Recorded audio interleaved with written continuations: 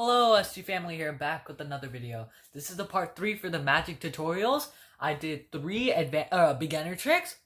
I did 1 intermediate trick last time and 1 performance, and this is going to be the part 2 of the intermediate tricks. Cause in the comments someone wrote I think I'm intermediate, so I'm making the intermediate a little longer. And if you get this next video, or this video I guess, to around 50 views, 3 likes, and I gain 2 more subscribers, I'll make an advanced part, and if we continue that, I'll just make more and more tutorials. So it's up to you guys, and I promise I'll get shoutouts, so these are the shoutouts. I'm pretty sure 4 people commented down below. So from last time, Abhitanvi wrote another great one, looking forward for more, and definitely I gave her a like. And then Tofu Bear, our new commenter, wrote thank you for the amazing video. I really much appreciate it. Ginny Rowe loved it. I really much appreciate it. And Booba 2073 wrote noise. So I really appreciate all of those comments. Make sure to comment down below in my new recent video for a chance to get a shout out. To perform, which is a classic one called Sloppy Joe. I put the performance for this last video. It's better if you watch the performance and then do the tutorial, which I said in last video also at the end of it. So this is the tutorial, onto it. So this is the tutorial for Sloppy Joe, a very classic trick. And the only all you need is a deck of cards, and the only slide you need to know is a control and a pinky break / thumb break. If you already know how to do a pinky / thumb break, then control should be pretty easy for you. And if you know how to do a control without a pinky / thumb break, comment down below, because I need to definitely see that. Okay, so onto the tutorial. So first, ask them to pick a card. Okay, and show it to the camera. Yeah. Okay. And then I didn't look. I'll get the card and place it towards the middle, right? Okay. And then after that, I'll just do this trick. Since this is the tutorial, I'll explain what I'm doing. So what I just did is I just got your card, brought it to the top. How did I do that? So let me show you. Right? Get your card. It's a 10 of diamonds, right? Okay, and all I'm gonna do is place it in the middle. Except when I'm pushing it down. That makes it so I can just simply get my pinky. And if you see, a gap will come. And then get all the top cards and just drop it. And once the top cards are gone and the 10 of diamonds will be on the top, you can either drop it, or as I do, I just cut, put it in the bottom, hold another pinky break, drop it, so it looks like you're actually cutting even more. After this, all you can do is a riffle shuffle, maintaining the top card on the top, cause some people do this, they do this, well, and then they make it so there's another card on the top, but what I'm saying is to get the 10 of diamonds and keep it on the top. After you do that, it's pretty easy now. So now that the card is on the top, you're probably wondering, how do I get it to the bottom? Because I need to get it to the bottom somehow. What I do is this. There's many ways. I like this one. You're just many people say oh, maybe the card's on the top or the bottom. So to make it even tougher, I'll get the top card and bottom card and simply just switch them. And that makes it so you just tricked it. They feel like, oh, you're helping us. Oh, wow, that's really nice. But in reality, you misled them to get your card, the card that their card technically, to the bottom. So it's like a win-win. They think that you're doing good, and you know that you're not doing good. And then you can do another riffle shuffle, maintaining it in the bottom, like how I did. And then you're almost done. Now what you do, as I showed in the trick, make sure to watch the last video if you didn't, and get a few cards, push it up, right? No tricks or slides needed, just do this. I'll tell you what to do later, and then just continue doing it, right? Until the amount of cards you need to put up and down doesn't matter, but I recommend around 5 to 6 because that's the best amount and that's the easiest amount. So then it looks like you're doing it a lot. And when there's only one card, do this. So then when they think that it's up, it's you put this and just reversed it. That means their card, 10 of diamonds, just reverse. I'll show you one more time what I did. So I get a few more cards, right? when I go like this, and then I just go like this, and then do that. So then now what I did is, it seems like I just got the last card and kept it the same way, but actually I didn't, because if you look, this is the only face down card. As I showed in the tutorial, I said, oh, there's face up cards, there's face up face down cards, there's face down face up cards, and there's face down cards, right? But the crazy part is, since I'm a magician, I can change all the shuffled cards to face up and face down, except one card, and that's none other than your card.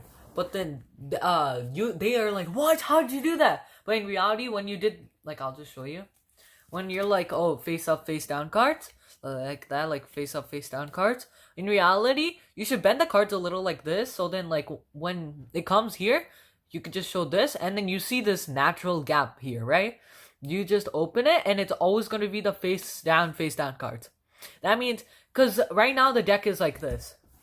Face down cards all at once, and then face up cards all at once.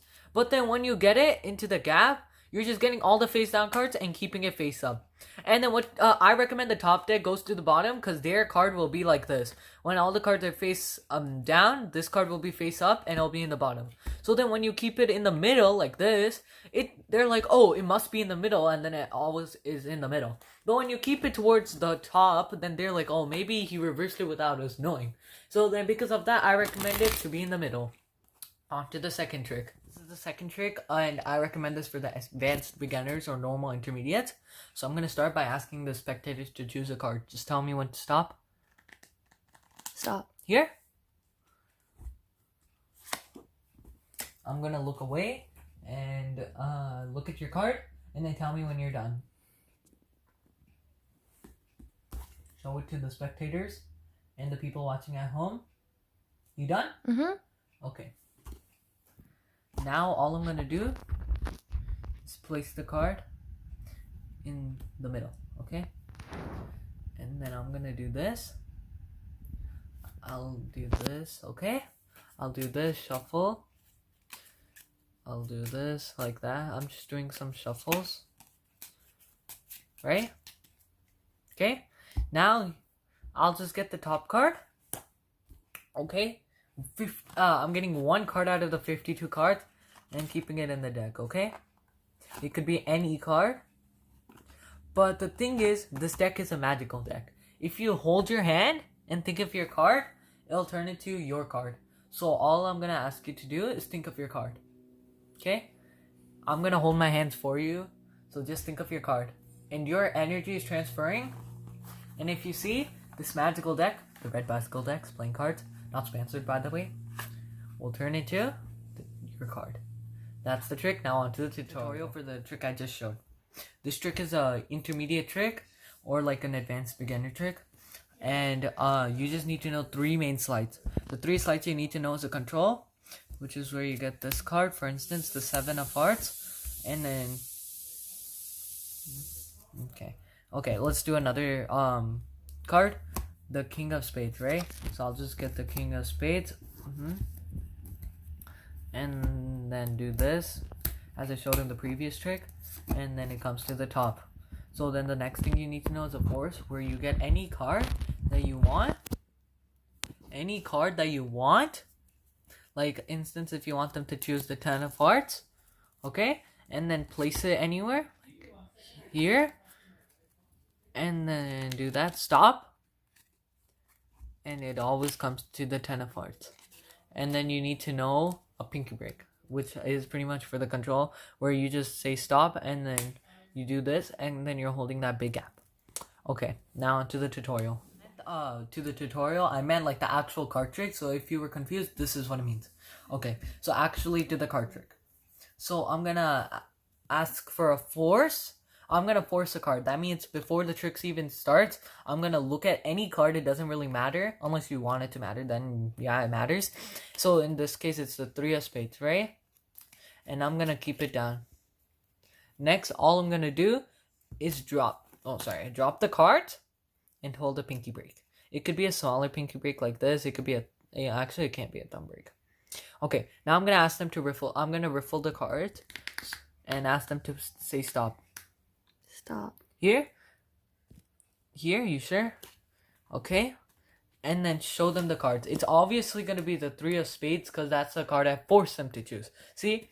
The 3 of spades. It's always going to work. Even if they choose a card here, it's for instance, if I keep it here, right? They say stop here, right? Like this.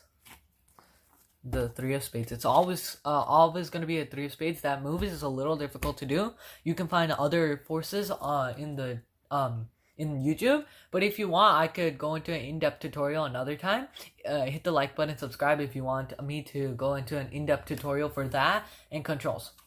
So to continue with that, so the 3 of spades. After that, I'm gonna ask them to put it anywhere. So actually, I'm gonna put it anywhere.